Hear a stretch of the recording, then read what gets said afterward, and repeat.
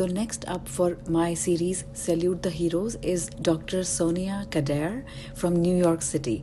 So she's a physician in New York City. She trained in New York and she's been practicing there for many years.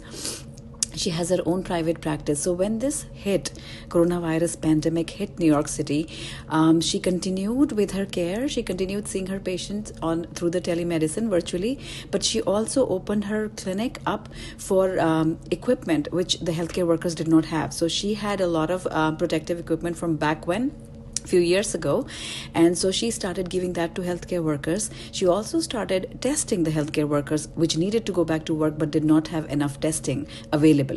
So she donned on all the gear and went out to her window or to the cars parked in her parking lot and started testing the patients. Then when she was supplying the equipment to the hospitals, she saw one of the interns actually came up to her and said, "Can you bring a box of cookies for me next time you come in with the equipment?" And that touched her so deeply. We've all trained, and I'm a doctor too, so we've all trained and we've all been residents and interns, and we know how long shifts interns do, 12-hour, 18-hour, 24 hours, and that's without a pandemic. So given the mix of, throwing them into a mix of a pandemic in a New York City hospital, that's tough. So they do hours of shifts. They don't take breaks sometimes, and right now they're probably wearing the gear, they're wearing a mask, they're wearing the gown, so nobody has time to take all of that off and take a break and eat. Eating is the last thing that comes to in the mind of doctors when they're serving the needy like that. So what she did was, she went to BJ's and asked if they would help her, which they did. The store manager at BJ's gave her $100 gift card, which she matched. And then she bought a lot of snacks. She bought everything that she could think of, put it in the trunk of her SUV and drove up to the hospitals. And she supplied snacks. She's dropped off snacks to many hospitals in New York, including Elmhurst twice. Well, that was 2 weeks ago, so she's probably done it much more at this point. Nassau University Medical Center, Jamaica Hospital, Downstate, and Queens. And she's looking for other people to step in and help in the places that she cannot get to, like Bronx or Brooklyn. So let's have a chat with her. Hello, everyone. So, as you know, I started the series Salute to the Heroes, given the current situation, the worldwide pandemic of coronavirus that we are fighting against as a nation, as a state, at individual level, and at a world level. So I have been talking to a lot of people who are, they look around and say, okay, there is something going on, and what can I do? And then they jump ahead and start, filling the gaps. So today with us, I have Dr. Sonia QD, and she's from New York. She is a practicing physician in New York, and I just found her on Facebook providing protective equipment to her colleagues, and I found her bringing snacks to residents and interns who are working round the clock in the hospitals. And she has done day in and day out, she's provided food to multiple hospitals in the New York area. So today, say hello to Dr. Sonia. Hi, Dr. Sonia. Hi, how are you? Thanks for having me. Good, absolutely. So can you tell us about yourself? So my name is Sonia QD. I am an board certified internal medicine physician in New York. I've been in private practice for the last 16 years. I've been I was born in Afghanistan, but raised in New York. I've been here most of my life, and I have 4 beautiful children, and I'm a New Yorker at heart. So when this pandemic hit New York, it's something that I knew I had to really not only practice medicine, but also help my community. So it affected you at multiple levels, as it has all of us. So you said you trained. So you trained in New York. Which hospital did you train from? I actually trained at Elmhurst. Oh, wow. Pandemic, yes. And practicing as a private practitioner, internal medicine, PCP? Yeah, been and you have, and so how was it when this started? So you probably couldn't continue, knew you couldn't continue seeing patients. So how did you start providing care? So I was lucky. In 2014, when the Ebola scare hit, I actually stocked up on a lot of the personal protective equipment, masks, the N95 masks, face shields, gowns, and I always have a stockpile in my storage area in case I need it and I can't find it. So Wow. it was great thinking at that time. I didn't know I would need it, Yeah. years later for the COVID-19 pandemic. So when, the numbers in China were starting to increase, I knew that I had some way, thank God I had enough of that to protect myself and my staff. So I continued to see patients for the first couple of weeks when the pandemic hit with the masks on. But as the numbers of COVID patients were increasing, I decided to not see them personally in the office, but rather started doing telemedicine. So your So, entire care, 100% of your care that you're providing is telemedicine. well, I triage a lot of my patients under telemedicine. So a lot of the chronic illnesses like diabetes and hypertension and, minor sickness here and there, I do under telemedicine. But then the ones who are COVID positive, I actually bring them to my office, outside my office, and I treat them in their cars. So I'll, put on my equipment, go outside the office, test them, take their blood pressure, monitor their oxygen level, quickly do a quick lung exam, and then daily phone calls to make sure that they're not decompensating. That's amazing. So you have testing kits. Yes, I do. I was actually lucky because a friend of mine has a laboratory it's called Acutis Diagnostics. And he had a lot of, when he got the green light from the government to go ahead and start testing COVID patients, I called him and I said, "You're going to give me as many testing kits that I need?" And he was like, "Yes, I'll do that for you." So I had a good arsenal of testing kits. At that time, when LabCorp started, they were only allowing us 5 tests per day. Is nothing. I was getting 25, 30 phone calls per day. Complaining of fevers and body aches and dry cough. So 5 kits was really nothing. So I was able to have this large amount of testing kits plus the PPE. So it made my practice very efficient in testing as many people and treating them. So it's almost like a drive-through, and you do a quick swab. Yeah, I do a quick swab.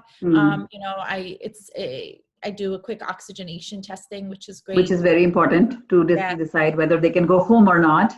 Exactly. Yeah. And and then after a while, I was getting phone calls from actually nurses and physicians, colleagues who had heard about my testing area, and they complained that their own institutions didn't have the availability to test them, and they were just telling them to go in quarantine.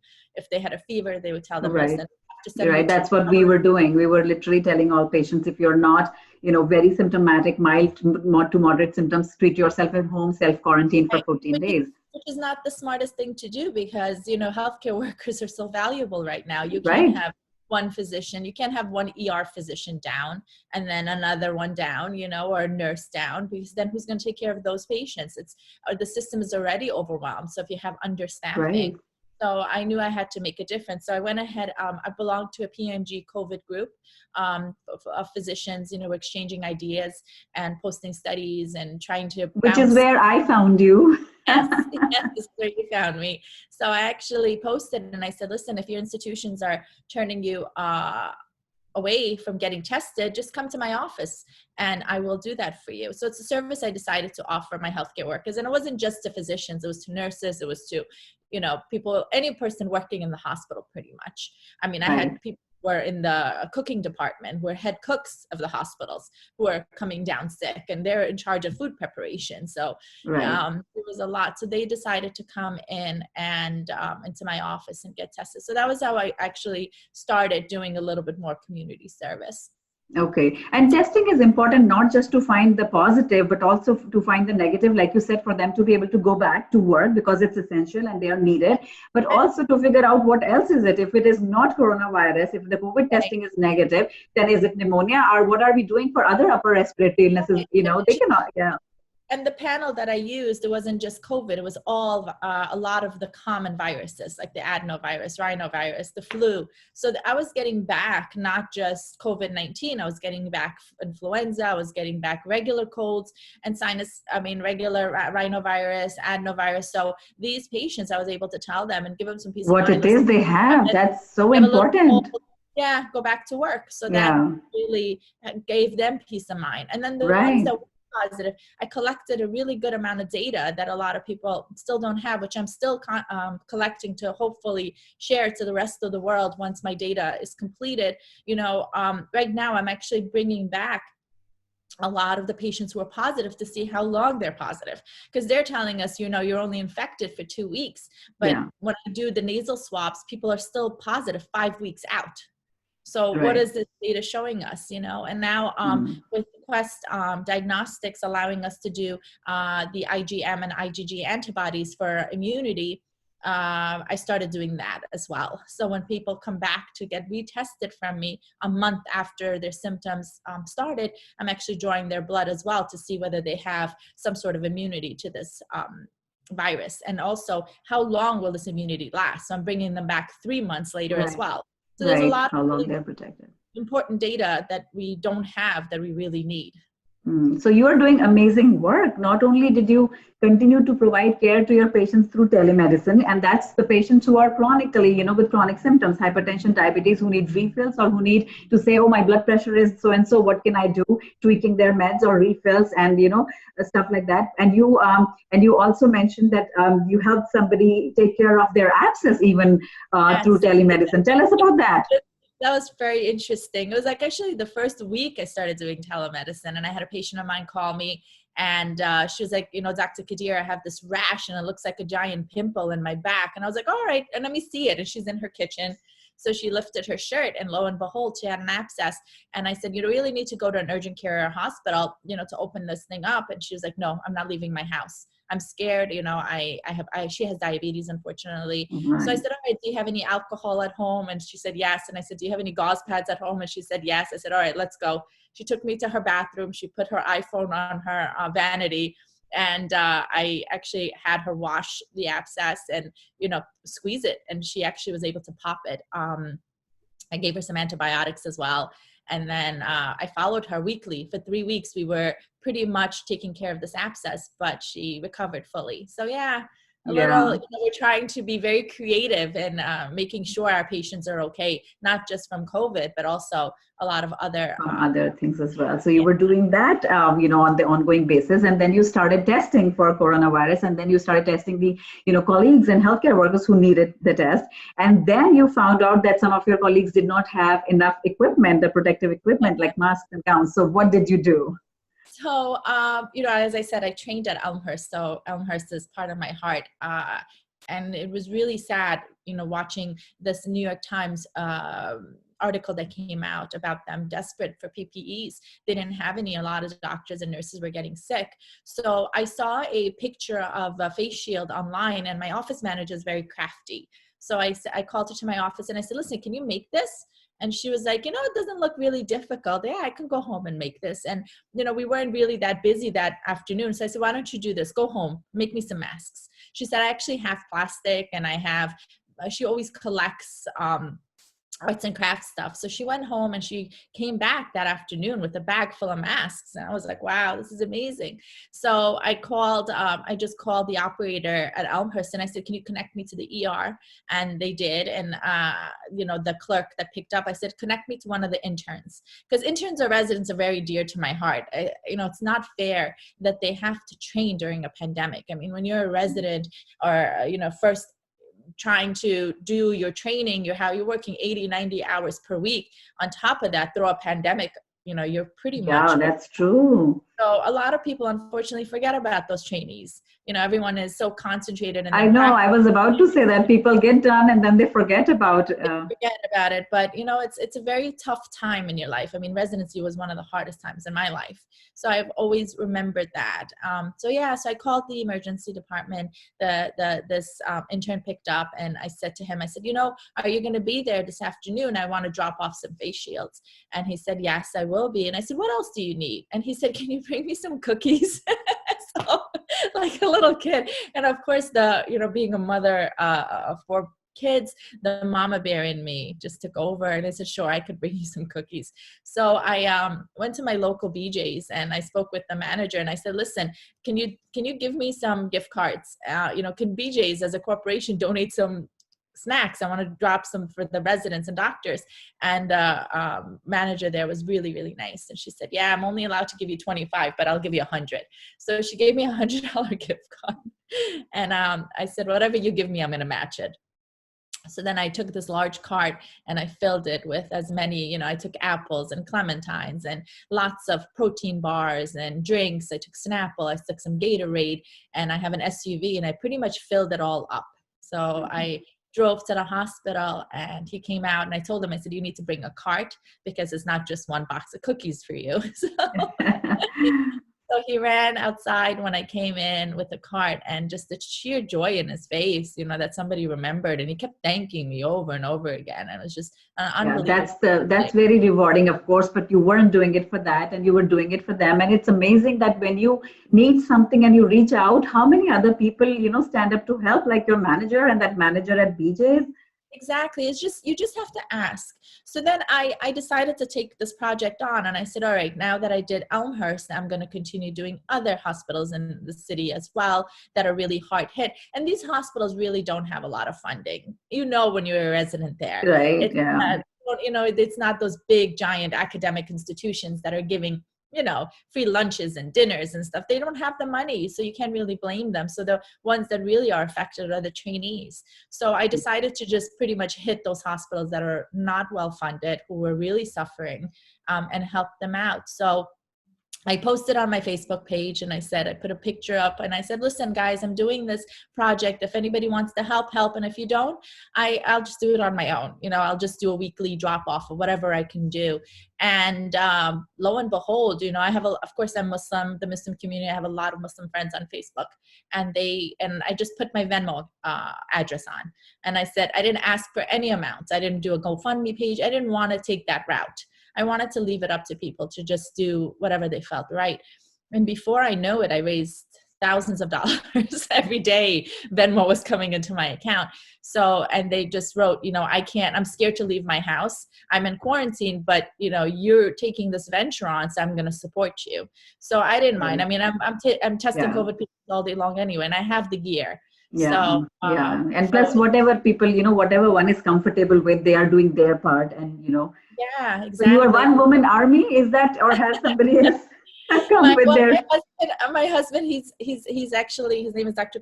Saeed Khwaja. He's an emergency medicine physician. He's in the front lines as well. He likes to take a back seat. So, he goes with me to BJ's, picks up all the heavy stuff.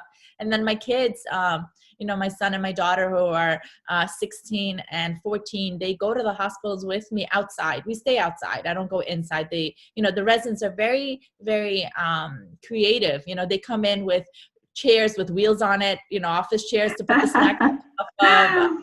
Last week I went to, 2 weeks ago, I went to Bellevue, and I'm sitting in the car, and I see this giant emergency room bed wheel to my car.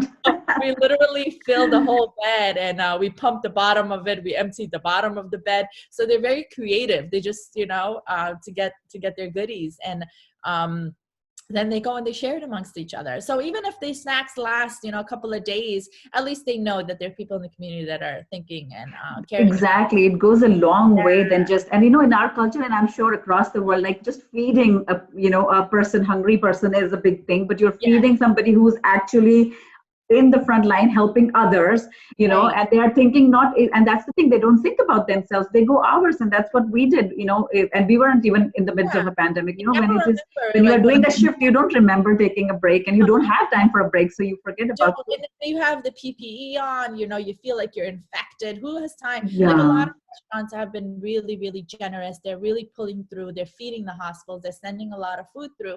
But then you're sitting there, and you really don't have the time to sit down and make yourself a nice meal and take off all that equipment. So you just need a quick bar or a quick apple or something like that. And it's been a wonderful project where we've been able to do about 7 or 8 hospitals now. I'm actually. Which hospitals have you provided? Yeah, I've done Elmhurst a couple of times. I've done NASA University Medical Center, which is also not that well funded. I've done New York Presbyterian Queens. I've done Bellevue. We've done Downstate. I did NASA University twice. So the residents that hit me really hard, I have taken more to them because they really, really need it. So, And then I did you have, get a nickname yet? The snack no. lady, the food lady, the miracle worker lady? They know that when I come though, because some of them, like right now, I just posted on the Facebook page because I needed ideas. There's so many hospitals. I mean, I haven't even touched the hospitals in the Bronx and Brooklyn, and they really, really need it as well. So that's why I decided, I decided to write a story on it on Kevin MD to encourage other doctors, saying, listen, I started this project, but that doesn't mean others can't do this, and not just New York and other states as well. Just remember the interns and residents. It doesn't take a lot of effort for us to fill our cars. BJ's and Costco always has bulk amounts of snacks. And, if you call the residents and you call the emergency line, they're more than willing to run downstairs and take it from you. So you don't Yeah. have to expose yourself to the hospital itself. And you have So, actually opened a door, because a lot of people don't know how to help. They want to, but they don't know. Like you exactly. said, they may not be comfortable going out and doing, but they want to donate or help in other ways. Some people, they want to go out, but they don't know how to help. So you have opened a door. So other people can take this idea, and maybe, like people in Bronx or Boston, can take this idea and start, and maybe you can give it a name, and then, it will become a big movement. Yeah. That's what my goal was, to start this project and hoping that others can replicate it, so that the interns and residents and the medical students who are working are not forgotten. Yeah. They're just given some nourishments, because if they don't eat all day, their immune system goes down. Healthcare workers, we Yeah. know now, are 20% of the infected COVID population are healthcare workers. So, and other departments, it doesn't have to just be interns and residents. You guys can take it to the nurses. Right. Nurses also do long shifts, and and it's not just with providing food. Yes, this is food, so you're feeding their body, but you're feeding their soul and mind, because they get probably re-energized knowing that somebody out there is, Yeah. doing this for them. Right. Such And a the great morale thing booster. is that, as I do this, people reach out to me and they're like, listen, I made face shields. Can you drop it off with the food snacks? I have masks. Last week I had masks donated. So, and gowns donated by a couple of friends of mine, and they dropped it off in my driveway, and I picked those up and I distributed those to the residents as well. So they need an outlet on how to get there. So if there's physicians, physician assistants, nurses who want to take on this project and and help their fellow colleagues, it's a little small gesture, but it goes a long way. It does. It was amazing. And I didn't even read the whole thing. And I read your article on kevinmd.com later too. That came out later. But I just saw the picture of you standing by your SUV with the trunk open, which was filled with all these snacks. And I said, oh my God, that's amazing. Yeah, no, it's a great feeling. And I want to remember this after the pandemic. I don't want to remember my patients that I lost, or the ones who suffered, and all the heartache and the loneliness, and the days of quarantine, and the unfortunately, I had a family member who passed away almost a week and a half ago to COVID. And he wasn't that old. He was 64. He left behind 4 beautiful kids. And Oh to my tell you the God. truth, honestly, he hasn't even been buried yet, because there's no time in the cemeteries for Yeah, them it's to dig the tough graves. So people to who are do. thinking in other parts of the US who think this is a hoax, they should just come and look at the cemeteries in New York, and look at I all the know, I know. It so should be people actually released. A video of that should be released or something like that, for people, people who are not taking it seriously, and, they're not understanding the depth of it just because it's not around them yet. yes. Hopefully it doesn't, but, There's a good side about this as well. The number of patients I've tested, and I tell people all this time, I'm very on top of my patients. So my diabetics, my hypertensives are pretty well controlled. So when they're getting sick, honestly, from all the hundreds of patients I've tested, I've sent 2 to the hospital, which is a good thing. This is mostly because their chronic illnesses are managed. So now you have COVID hitting the cities where the population is not very well off. They're hitting this low socioeconomic status. So those patients have these chronic illnesses that they don't even know of. So they've never been diagnosed because they don't have health care. They don't have access to physicians. correct. So their problems have advanced. So then when this virus hits them, it hits them hard. So that's, people look at it and say, well, 80% of the people who get it do well, only 20% doesn't. but that and only old people get it, that young people do okay, but that's not the truth. We don't know how this virus will act once you get it. We don't know how genetically you're going to fight it, what problems you have inside of you that just can't handle it. So you just don't know. If you're lucky enough to have it and just have a little bit of a body ache and recover, you're lucky, but we can't predict who's going to do well and who doesn't do well. Right. And that's the scary part, not being able to predict, not being able to treat, and unknown some of the symptoms that are now coming out, it affecting the endothelial invasion. And some people are talking about rash and clotting. Yes, And I've seen patients. I mean, they show me their toes with telemedicine. yeah, that's new too. And their toes are all purple because Yeah. it causes thrombosis. It causes blood clots all over the body. Right. So there's a lot of information that we still need about this virus. But in the meantime, we could spread some joy. Absolutely. And that's what is important, because humanity, that's where being a human, comes in. We hold hands, you provide, comfort and love and whatever, and food and equipment like you are doing. And so it's amazing. It's the amazing work that you're doing. Keep it up, keep going strong while taking care of your patients and your family and your kids and all these interns and everything. And smiling like that. Keep going strong. Keep doing what you're doing. You're doing amazing work. Thank you so much. And I appreciate you reaching out. Absolutely. So good to chat with you. Thank you. Take care and stay safe. Thank you.